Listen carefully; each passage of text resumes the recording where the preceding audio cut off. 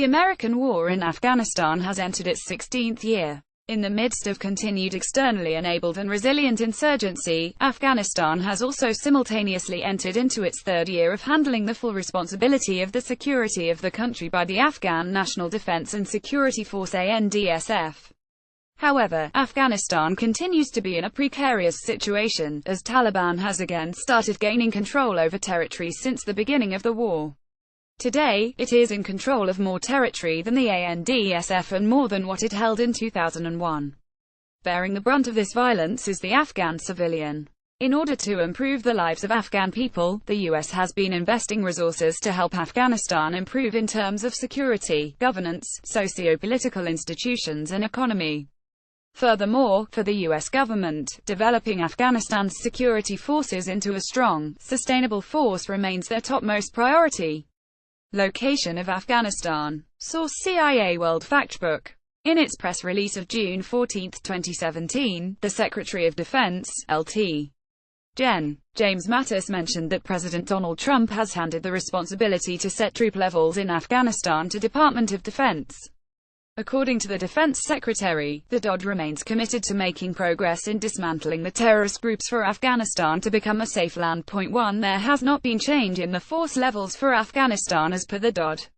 The core mission remains the same, providing training, advice and assistance support to the ANDSF. 2. Against this backdrop, the paper will study President Trump's approach towards Afghanistan.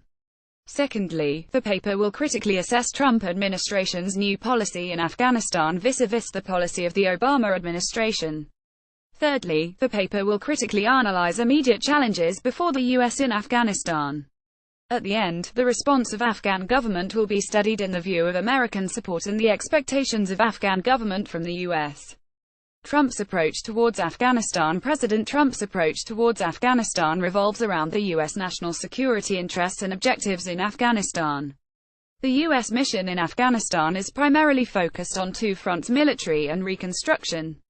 First, on the military side, U.S. troops in Afghanistan, currently numbered at around 4,003, continue to play a pivotal role in ensuring security and stability throughout the country by working alongside the Afghan security forces to combat threats posed by the Taliban, the Haqqani network, the Islamic State ISIS, and other insurgent groups.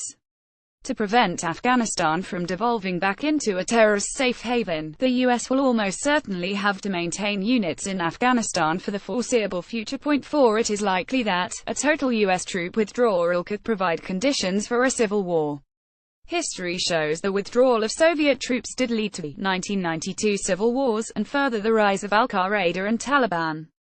Both of President Trump's predecessors had hoped to win the war. President Bush attained a quick success by ousting the Taliban shortly after the 9/11 attacks. However, soon after the success, American focus shifted to the Iraq War, leading to a resurgence of Taliban by 2005. In refocusing attention on Afghanistan, President Obama was successful in eliminating much of the country's al-Qaeda network and authorized the mission that killed Osama bin Laden. However, Obama administration failed to oust the Taliban's insurgents. In 2009, President Obama had authorized a surge of 30,005 troops into Afghanistan, bringing the total number of troops to more than 100,000, before drawing down over the rest of his presidency. President Trump, on the other hand, barely spoke about Afghanistan as a candidate post his inaugural, concentrating instead on crushing ISIS in Syria and Iraq. In trying to understand President Trump's Afghanistan approach based on his public statements and policy proposals, he seems markedly different from the Obama administration's focus on nation-building and strengthening Afghan political institutions. U.S. Defense Secretary James Mattis. DoD photo by Navy Petty Officer 2nd Class Dominique Pineiro. In addition, President Trump's characterization of Afghanistan as a nexus for terrorism could allow the U.S. to build a new policy that aims at completely dismantling the terrorist factions from Afghanistan. Defense Secretary Mattis has told, "We're not looking at a purely military strategy. All wars come to an end. Our job is to end it as quickly as possible without losing the very mission that we've recognized, through several administrations, that was worth putting those young Americans on the line for. 6 Hence, President Trump's approach towards Afghanistan till the time being indicates that the purpose of deploying more troops is none but providing training, advice and assistance to ANDSF, who are now responsible for the security of Afghanistan. Trump and Obama on Afghanistan. President Trump's approach to Afghanistan is divergence from the Afghanistan policy of President Obama. President Trump is committed to deploying the U.S. military forces for a long-term and open-ended deployment in Afghanistan. President Obama had surged tens of thousands of additional troops in Afghanistan. However, it was simultaneously marked with an ambitious timetable for the withdrawal of the U.S. forces starting from July 2011. It had a counterproductive effect of encouraging the Taliban to wait for the Americans to move out of their country to slowly increase their control of Afghan rural territory. In context with these challenges, the Trump administration is determined not to replicate the mistakes of the past, hence no announcements of withdrawal dates have been made yet. After President Trump handed Defense Secretary James Mattis the responsibility to set troop levels in Afghanistan, he said, "This administration will not repeat the mistakes of the past. We cannot allow Afghanistan to once again become a launching point for attacks on our homeland or on our allies." 8 In June 2017, the decision of the number of additional American troops going to Afghanistan was bequeathed to Secretary of Defense James Mattis by President Trump. The U.S. Secretary of Defense has put the number of new troops that is expected to deploy to Afghanistan at 3,800, adding to the 8,400 that are already there. The U.S. troop levels that Trump administration plans to deploy in Afghanistan are far lower than they were under President Barack Obama and President George W. Bush. At the time when President Obama had left office on January 20, 2017, there were 8,400 U.S. troops and there are 6,941 U.S. soldiers under the no-told Resolute Support RS mission in Afghanistan. 9 As understood from the above statements, it is implied that for the U.S. to get a meaningful strategy in Afghanistan, it is equally important to consider the broader regional dynamics of South Asia. The war is important because Al-Qaeda has not been defeated and is still a threat to the U.S. national security. Pentagon is understandably concerned about the Islamic State and the war in Syria, which has come to overshadow Al-Qaeda and the war in Afghanistan since 2014. 10 But the rise of the Islamic State does not make the Al-Qaeda less dangerous. Al-Qaeda and its affiliates remain dedicated to attacking the U.S. interests. Furthermore, the table below highlights the chief objectives of the Obama and Trump administrations.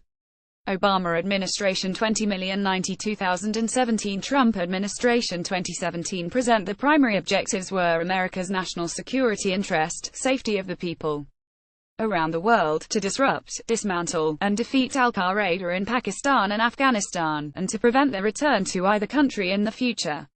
The Obama administration stepped up pressure on Pakistan to tackle the Al-Qaeda and Taliban safe havens in the tribal areas along its border with Afghanistan. The Obama administration also tried to get Pakistan to take action against the Haqqani network. However, the effort did not yield much result. Faced difficulty on drawing down the U.S. presence in Afghanistan. The Taliban resurgence forced Washington, under President Obama, to rethink its Afghanistan exit strategy. An Afghan-owned and Afghan-owned peace and reconciliation process is the surest way to end violence and ensure lasting stability in Afghanistan and the region. Commitment to defeat terrorist organizations that threaten the United States, other nations, and the people of Afghanistan. The core mission will remain the same: to train, advise and assist Afghan forces. The addition of 3,800 new troops is part of a broader South Asia strategy that the Trump administration is formulating that will include how to deal with Afghanistan's neighbors such as Pakistan. Both Pakistan and the U.S. have reaffirmed the importance of a bilateral military-to-military relationship, and have highlighted the importance of continuing to work together on counter-terrorism and regional stability. The long-term American commitment to Afghanistan by President Trump gives time to stabilize the country so that the Afghan army can have the time and space to handle internal security. Successes on the battlefield against the Taliban may get them to the negotiating table, as a negotiated settlement is the only way to end the war. Enable American military to have greater ability to conduct operations. Recognizing the military posture in Afghanistan is part of a broader regional context. Challenges before the Trump administration. Taliban in Herat extremist groups. Trump administration is also facing many of the same dilemmas on Afghanistan as the Obama and George W. Bush administrations. Internal security. A challenge, including the Taliban insurgency, needs to be reduced to a level where the Afghan government could adequately cope on its own. The Bush administration shifted its focus to Iraq, under-resourcing Afghanistan to resolve its structural problems. The Taliban had found refuge in Pakistan and regrouped as the American focus shifted. During Obama administration, Taliban insurgency was robust and terrorist groups like Al-Qaeda and Islamic State were growing. The Obama administration also tried to get Pakistan to cooperate. However, the effort did not yield much result. The Trump administration has inherited an Afghanistan still critically challenged by terrorism. ISIS has established a branch, Al-Qaeda and other terrorist groups remain active inside Afghanistan, and the Taliban continues to pose a challenge to the democratically elected Afghan government, that remains weak and critically dependent on foreign support, military, economic, and political. Internal Afghan politics. The problems that soured U.S. support for the Afghan government then led by PM Hamid Karzai persist. The huge civilian casualties in Herat province due to violence in 2007 turned things very difficult between Afghanistan and U.S. This incident left a huge impact on then PM Karzai and gave an impression that the American interests to keep American land safe and secure were a priority. However, the National Unity Government (NUG) President Ashraf Ghani remained supportive of the American assistance in Afghanistan. Despite this support, there are some powerful figures that object to the U.S. military presence. Among the most vocal is former Afghan President Hamid Karzai, who remarked in April 2017 that he is committed to ousting the U.S. from Afghanistan. 1. The difference of opinions among Afghan leaders is a major disparity that has led to internal political conflicts posing further challenge for the Trump administration. Regional politics. At present, Afghanistan is facing dangerous violent insurgency, debilitated by corruption and crime, and struggling with fractions, domestic politics and difficult neighbors. 2. Afghanistan's external security environment is even more difficult now than it was during the Obama and Bush years. Pakistan's position towards Afghanistan has remained unchanged until Pakistan Army thinks that it has a hold on Afghanistan political structure. It won't change its policies towards Afghanistan. 3. Response of the Afghan government. Afghanistan's Hamid Karzai. Photo credit USAID Afghanistan. Wikipedia Commons. Under PM Karzai, the relationship between Afghanistan and US began to deteriorate with the rise in civilian casualties as has been described above. In an interview with Diane Sawyer of ABC News, PM Karzai said, "Now, if we concentrate almost entirely and effectively on providing protection to the civilian population rather than chasing the Taliban, the surge will be helpful and effective. We must emphasize that this war on terror must be one that provides protection to the civilians from attacks by the Taliban, from attacks by the terrorists, and by all other elements." In other words, the presence of the international community in this part of the world, in Afghanistan in particular, must be seen by the population as having brought them security and protection, not the opposite of it. 4. He felt that the security and protection of Afghan civilian not being a major concern in the struggle against extremism. This gave rise to a strained relationship between US and Afghanistan under PM Karzai. The National Unity Government led by President Ghani and Chief Executive Officer Abdullah has demonstrated the will to work through a complex set of issues with the goal of addressing much-needed political and governmental reforms. Of all the countries where the U.S. has been engaged in so far, Afghanistan is one of the few places where the local government, led by President Ghani and Chief Executive Officer Abdullah, and the greater part of the local population have welcomed U.S. military forces. In a video telephonic conference held on July 28, 2017, President Ghani and Vice President of the United States, Mike Pence, have discussed a 4-year development plan for Afghan security. The fight against corruption, reform plans, fight against terrorism, and regional security were the issues that were discussed over the conference.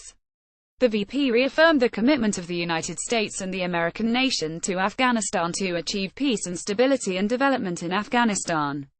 President Ghani has welcomed and thanked the United States and the American people for their support to Afghanistan, calling the United States as one of the main supporters of Afghanistan. 5. The Afghan government is optimistic that the capabilities of the Afghan National Defense and Security Forces will further be bolstered with the implementation of the 4-year development plan. Conclusion: the U.S. interests in Afghanistan do not diminish the importance of Iraq, Syria, Libya and other frontline states battling terrorist groups.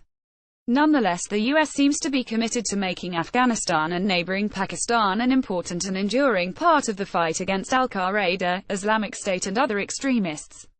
Since terrorist groups continue to operate in Afghanistan and the region, the U.S. is determined to work with the Afghan government and U.S. allies and partners. Trump administration is also focused on pursuing political reconciliation where feasible, and target terrorist and insurgent groups that threaten the U.S. This approach may not quickly end the war, but it would be an important contribution to the U.S. regional and international security. It will only be a matter of time to see if the Trump policy proves fruitful or not. Undoubtedly, the world waits to see how effective the policy would turn out to be, and how much will it benefit both the U.S. and Afghanistan. Reform is an utmost desideratum in Afghanistan, and the U.S. would need to look into the reform measures, both in governance and security aspects. With full responsibility on the shoulders of ANDSF, it will be significant to see how well they are able to accomplish their duty on securing Afghanistan from challenges emanating from both outside and inside of the country. The world eagerly waits to see if President Trump can keep his promises aimed at completely dismantling the terrorist factions from Afghanistan or not. Swati Sinha, M.A. Geopolitics and International Relations, Manipal University, Karnataka, India. Did you find this article informative? Please consider contributing to Eurasia Review, as we are truly independent and do not receive financial support from any institution, corporation or organization.